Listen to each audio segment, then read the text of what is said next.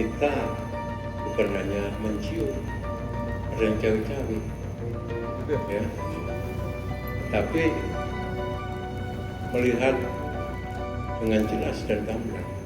Jumpa lagi di Sudut Pandang. Gubernur Jenderal Australia temui Jokowi di Istana Bogor. Ada apa?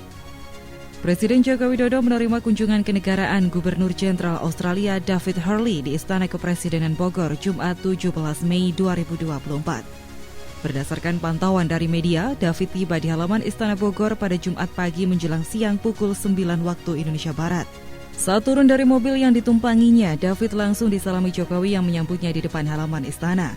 Kemudian Jokowi dan David menyaksikan upacara penyambutan di halaman Istana Kepresidenan Bogor. Upacara itu dilakukan dengan mengumandangkan lagu kebangsaan kedua negara, tembakan meriam 21 kali, dan inspeksi pasukan.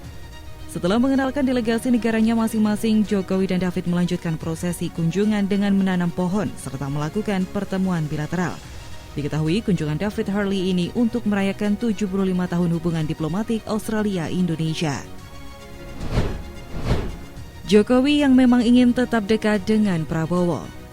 Pengamat politik Ikrar Nusa Bakti berpendapat bahwa Presiden Joko Widodo yang berusaha tetap ingin dekat dengan Presiden RI terpilih Prabowo Subianto, sehingga muncul berbagai wacana termasuk menjadi penasihat untuk pemerintahan mendatang.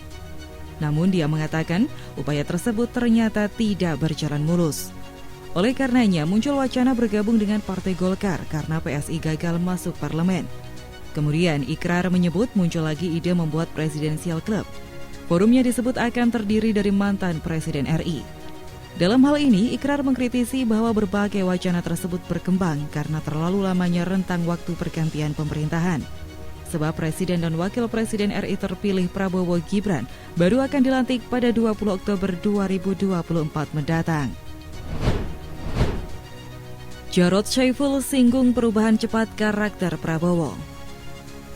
Diungkapkan Prabowo saat sesi tanya jawab dengan Kepala Koresponden Internasional Bloomberg Wilayah Asia Tenggara Haslinda Amin dalam Forum Ekonomi Qatar di Doha Rabu lalu bahwa gaya kepemimpinan militeristiknya sudah tidak lagi relevan. Menanggapi hal ini, PDIP menganggap pernyataan Presiden terpilih Prabowo Subianto yang tidak mau memakai gaya militer saat memimpin pemerintahan justru akan memunculkan pertanyaan. Dalam hal ini, gaya militer dari Prabowo menurut PDIP masih begitu melekat. Untuk itu, Jarod mengatakan PDIP akan memantau nantinya ketika Prabowo resmi memimpin pemerintahan. Meski begitu, mantan Gubernur DKI Jakarta ini beranggapan tidak ada yang salah dari gaya militer dipakai untuk memimpin pemerintahan. Asalkan gaya militer tidak dipakai untuk membungkam kebebasan berpendapat seperti yang terjadi pada rezim Orde Baru. PDIP tak undang Jokowi di Rakernas 5 partai. Dewan Pimpinan Pusat atau DPP PDIP memutuskan tak akan mengundang Presiden Joko Widodo di agenda Rapat Kerja Nasional atau Rakernas ke-5 partai yang akan digelar pada 24 hingga 26 Mei mendatang. Dalam hal ini, Ketua Steering Komite Rakernas Jarod Saiful Hidayat beralasan Presiden saat ini sibuk dan menyibukkan diri. Lebih dari itu, Jarod mengatakan agenda Rakernas partainya kali ini hanya untuk internal. Nantinya Rakernas akan membahas sejumlah hal strategis, termasuk diantaranya sikap politik PDIP pada pemerintahan mendatang dan strategi pemenangan Pilkada 2024. Menanggapi hal ini, Waketum PAN Viva Yoga Mauladi menilai hal yang biasa jika PDIP tak mengundang tamu dari eksternal partai di acara Rakernas, termasuk Jokowi Ma'ruf yang dianggap PDIP bukan kadernya.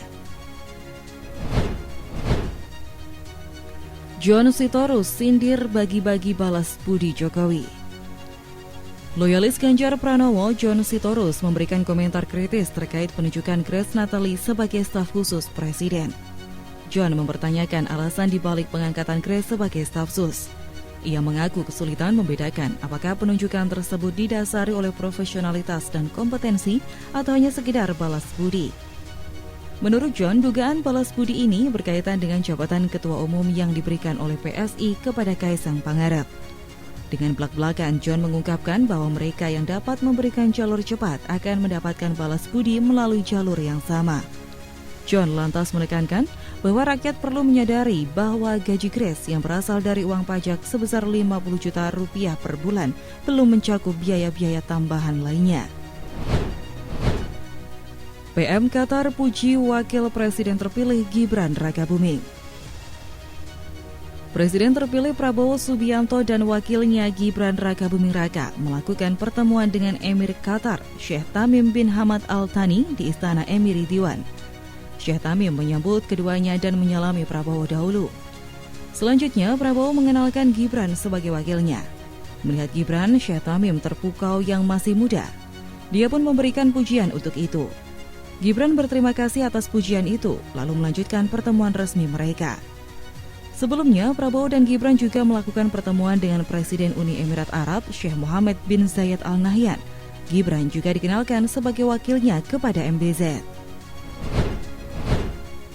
PDIP tuding Jokowi cawe-cawe pilkada lewat bansos beras. Partai Demokrasi Indonesia Perjuangan atau PDIP lewat kadernya Jarod mengatakan melihat adanya indikasi bahwa Presiden Joko Widodo akan cawe-cawe pada kontestasi pemilihan kepala daerah 2024 November mendatang.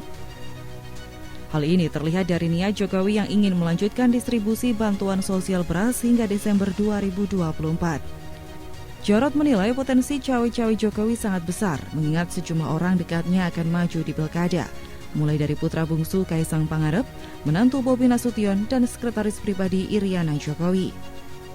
Mantan Gubernur DKI Jakarta itu menuturkan distribusi beras yang dimungkinkan berlanjut hingga Desember termasuk penyalahgunaan kekuasaan.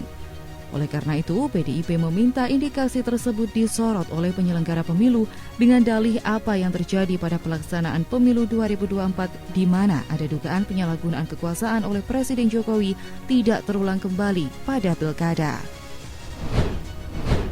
Ahok Jarot Reborn Pilkada DKI Jakarta. PDIP menyiapkan 8 nama untuk maju dalam kontestasi Pilkada Jakarta mendatang. Dari 8 nama itu ada nama Ketua DPP PDIP Jarod Saiful Hidayat dan Basuki Cahayapurnama atau Ahok. Selain nama Ahok juga ada nama Mensos Tri Risma Harini dan mantan Panglima TNI Andika Perkasa, lalu Hendi dan Seno yang masuk bursa Pilkada Jakarta. Sementara 2 nama lagi masih dirahasiakan. Lebih lanjut, kata Ketua DPP PDIP Eriko Sotarduga menuturkan, Pilkada Jakarta menarik sebab Jakarta nantinya akan menjadi daerah khusus. Dia mengatakan semua nama itu nantinya akan diputuskan oleh Ketum PDIP Megawati Soekarno Putri. Selain itu, PDIP masih akan melakukan survei serta menampung masukan dari tingkat bawah. Dia menyebut masih ada 2 nama yang menjadi kejutan.